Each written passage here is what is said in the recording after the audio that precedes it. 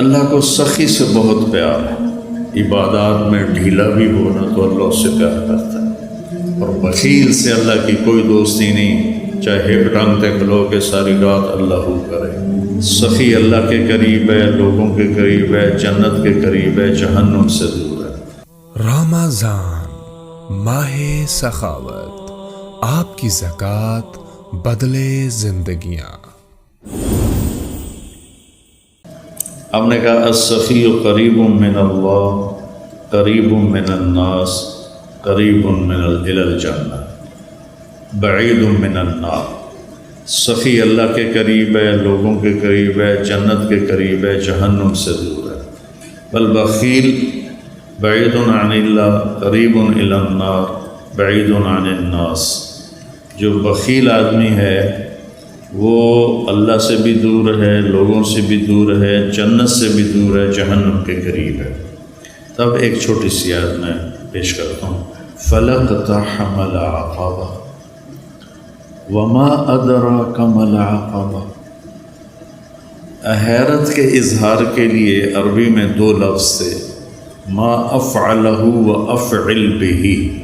قرآن نے ایک تیسرے لفظ کا استعمال کیا جس نے عربوں کو حیرت میں ڈال دیا، جو قرآن القارعۃ ما القارعہ وما ادراک ما القارعہ وما ادراک ما الحاقہ وما ادراک ما سقر وما ادراک ما یوم الدین۔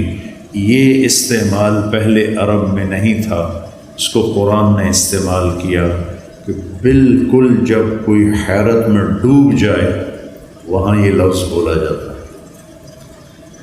تو اللہ تعالیٰ نے فرمایا کہ پھر تم نے گھاٹی کو پار کیوں نہ کیا؟ اقتحام کہتے ہیں، پہلے سڑکیں تو تھیں نہیں، کہیں کھائیاں آ جاتی تھیں، کہیں نشیب، کہیں فراز۔ تو جہاں کہیں ایسا ہوتا تھا کہ نیچے نہیں اتر سکتے، گہرائی ہے، اور سوائے گھوڑے کے کوئی اور شکل نہیں پار چھلانگ لگانے کی، اس کو کہتے تھے اقتحام، کہ گھوڑے کو اٹھانا اور ایڑ لگانا اور چھلانگ لگوا کے پار۔ یہ ایک جان کا قرا ہوتا تھا کہ ذرا گھوڑے کا پاؤں پھسلا تو اندر پتہ نہیں زندگی پھر بچتی ہے یا نہیں بچتی، اور اس طرح گھوڑے کو اٹھانا وہ اس کو بہت زیادہ پریکٹس کروائی جاتی۔ یہ یوسف اور اس کا چھوٹا بھائی، یہ دونوں گھوڑ سواری سیکھ رہے تھے، تو چھوٹا تو جلدی ماہر ہو گیا، یہ بھی کچھ دوڑانے لگا۔ تو ایک دفعہ یہ گھوڑے پہ آ رہا تھا، میں گھر سے نکلا، میں نے پوچھا ہاں جی بن گئے ہو مولانا صاحب گھوڑ سوار کا؟ جی۔ میں کہا کھالا ٹاپ کے دکھاؤ۔ وہ کھیت سامنے کھیت تھا کھلا، اس میں فصل نہیں تھی۔ میں نے کہا وہ ایکڑ کے آخر میں جاؤ، وہاں سے گھوڑے کو دوڑاؤ، اور یہ جو کھالا ہے نا کوئی 2.5 فٹ کا 3 فٹ کا، اس سے گھوڑے کو پار ادھر لے آؤ تو میں سمجھوں گا تم گھوڑ سوار بن گئے ہو۔ میں نے کہا ٹھیک ہے۔ تو یہ اپنے گھوڑے کو لے گیا اور وہاں سے اس کو اٹھایا، اس کو اچھی دوڑائی، اور جب اس کے قریب آیا تو بس اس کو اٹھانا تھا۔ فَلَقْتَحَمَ الْعَقَبَةَ، میں اس کا مطلب بتا رہا ہوں کہ چھوٹا سا کھالا تھا، تو جب اس نے گھوڑے کو اٹھایا تو گھوڑے نے کھالا دیکھا، یہ اتنا ماہر نہیں تو اس نے یوں منہ مارا تو یوسف صاحب کھیت میں گرے، گھوڑا کھیت سے باہر کھڑا ہو گیا۔ شکر ہے وہ کھیت میں گرا ہے، اس کی ہڈی کوئی نہیں ٹوٹی۔ تو اقتحام کہتے ہیں مشکل کھائی کو پار کرنا۔ پھر اللہ نے کہا تمہیں پتہ ہے وہ کیا ہے؟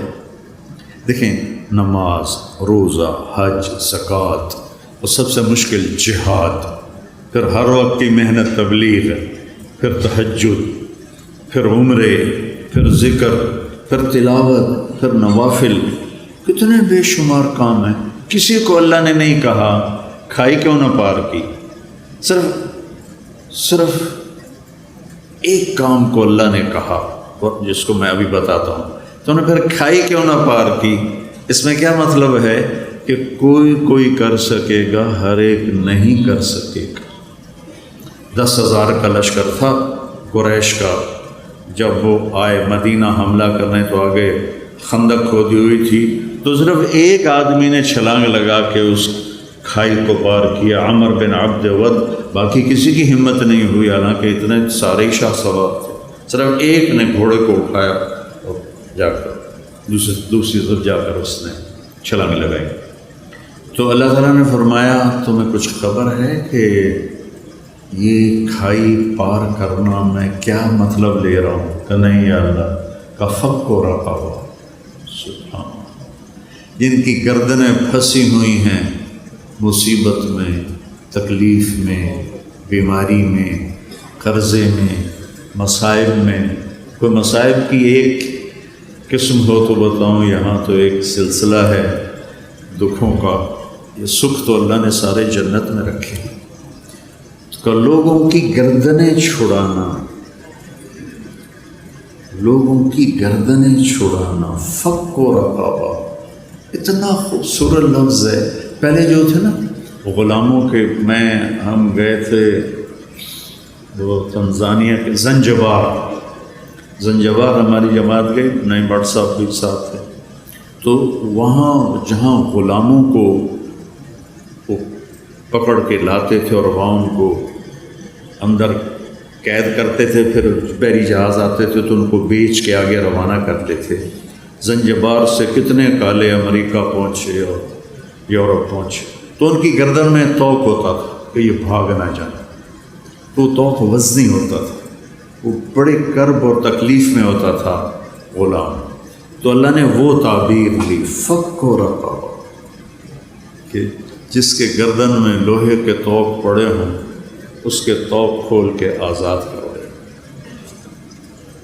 ہر مصیبت زدہ کی گردن میں توق ہوتا ہے۔ او اطعام فی یوم ذی مسغبہ،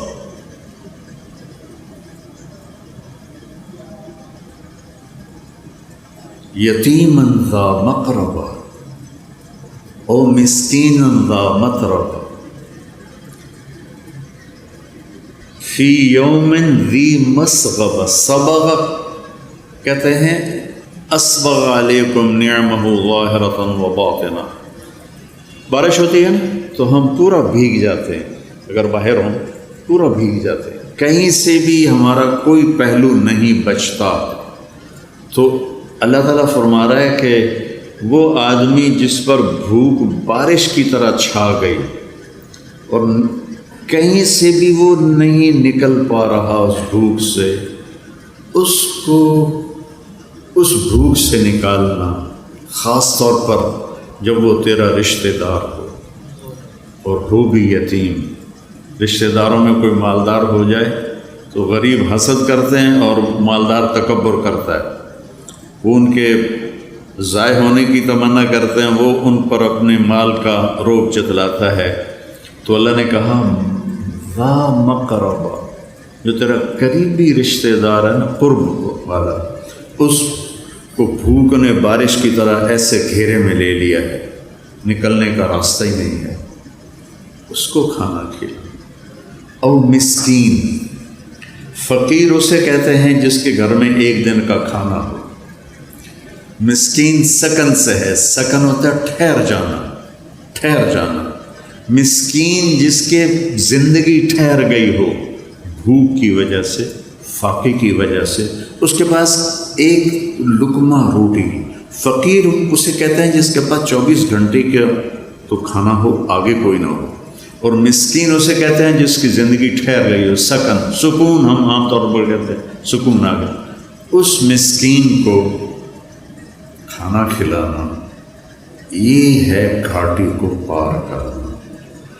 اب اس ویلفیئر کے کام میں غیر مسلم بھی شریک ہیں، مسلم بھی شریک ہیں، تو پھر اللہ نے آگے اس پچھلے کام کی قبولیت کی شرط لگائی، صرف اتنے سے پاس نہیں کروں گا، ثم پھر اس کے بعد تم کان من الذین آمنوا، تم ایمان والے بھی ہو، ایمان والے بھی ہو، ایک شرط۔ دوسری وتواصوا بالصبر وتواصوا بالمرحمہ، اور لوگوں کو صبر اور رحم کی دعوت بھی دینے والے ہو۔